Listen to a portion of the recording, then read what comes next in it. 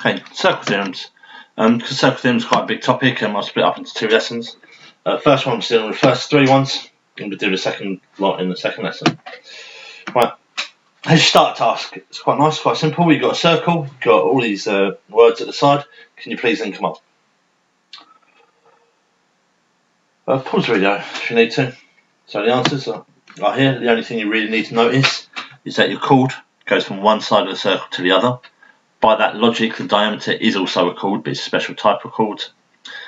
Your sector, I always like to think about it as like if you're going to chop up an orange, it's part of an orange. And just get your language right. A couple more points we need to make sure is that if I've got a chord, and my 2 things to split them up in 2 segments, the bigger one's called your major segment, the other one's called your minor segment. The same thing applies for minor sector and major sector. Just helps with our when we verbalise and talk about our circle theorems. Right, the first one we need to think about is that this circle here. Now, if this vertex here is my centre, this is a special type of triangle. And now the type of triangle is I know this is actually an isosceles triangle. And the reason is because I know this is a radius, I know that is a radius, and I don't care what circles you draw, they must be the same length. If they're the same length, it's an isosceles, which also means that that angle must both be identical. And we can use this to work out simple ones. Now make sure it does state that that centre bit is the centre. Sometimes it's marked with an O as a centre. So again, I know this is so if I want to work out the other angles, I know this is isosceles. So I know it's 180 degrees in a triangle. I take away 70, which is 110. Those 2 angles must be the same because it's isosceles, so these must both be 55 each. Okay. Now this is not a circle theorem, it just comes up a lot, so you need to know it. Right. Talking to the first circle theorem, I've got this one here. Now again, you have to make sure that that's your centre. So I've got an angle here at the centre, and I've got an angle here at a circumference. Okay. Now all you have to know is the one on the circumference is half that at the centre. Now people tend to remember that there's something to do with halves or doubles, but they tend not to know which way around it goes. Now if you look at this, look at it, see which one looks like it's half the size of the other one, because the thing with circle theorems is you can't deny some of the facts. So if you draw this shape, it must be true. Yeah, good. So let's say that one, if that's 30, that's on the circumference. The other one looks bigger, so it's got to be twice the size, and that one has got to be 60. Okay. Now this one here is the same theorem, but if you think of it as this goes through, so I do have an angle here, and this is 180 degrees. Okay, and this red line is actually diameter. Now it means the one on the circumference up here, I know it doesn't touch, but it's meant to touch, is 90.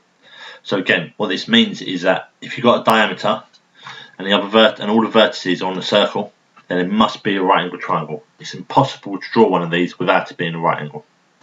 Okay, here's another one.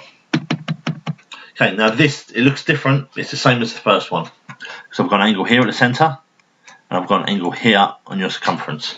And the same rules apply. The one on the circumference is half that of the centre. So if my centre is 230, my circumference must be 115. Okay.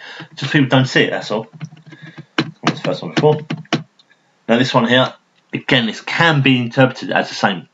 Because I've got an angle on the centre, and I've got an angle here on the circumference. So it's the same rules apply. So if this is 80, that must also be 40. Now you can actually do this one in a slightly different way, because if I work this one here out, I know that's on a straight line, so I know this must be 100. Okay. I know this is an isosceles triangle, so again I'll do 180, take away 100, which is 80, and divide them by 2, so these must be 40. So you can work them out a different way if you need to. I'd copy these down if you're taking notes, it's very handy to know. And here's some questions. Okay, so the only circle theorems you'll need to know is the angle on the circumference is half that of the centre. Yeah. If you see a diameter, it's going to be a right angle triangle, and you need to think about isosceles triangles. I'll give you a bit of time to work these out. Pause the video if you need to. Here's your answers. Tick across your work. Okay. The second one. Side. Right, if you see this thing that looks like a bow tie, these are actually different segments. That angle there is exactly the same as this one here. Okay. So by lateral logic, if you turn it upside down, this one here must also be the same as that one there. and actually my two ones where this cross are the same. These are the same because they're opposite angles, if you remember your other angle facts. These are circumference in the same segment are equal. Right, for example, these ones here are both 32. Now, looking at this one here, we can actually work out all of these angles. Now, if you look to the right for y, I know that's a triangle, so I'll do 180, take away 81, take away 63, which means this one here must be 36 degrees. Now, these two are actually similar triangles. I know it doesn't say me, but I'm going to do this just for the hell of it. That must be 81, because these are opposite triangles, opposite angles. That x and this 63 are the same. That z and that y, they're the same as well. So that's got to be 36. Okay. Just quickly go through these, just because they look a bit weird. That one there, E and F are the same, because you've got a bow tie thing. If you actually look at it, it's like here. Yep, so E, 32 and F are all 32. Now G is going to be twice out of 32. And you can think of it that G is going to be twice out of 32. And I've got the same symbol here for G and F, so that's going to be half the doubles.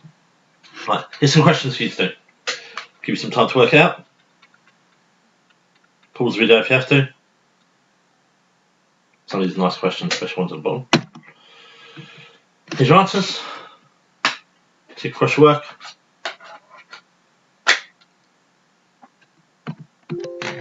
At the end.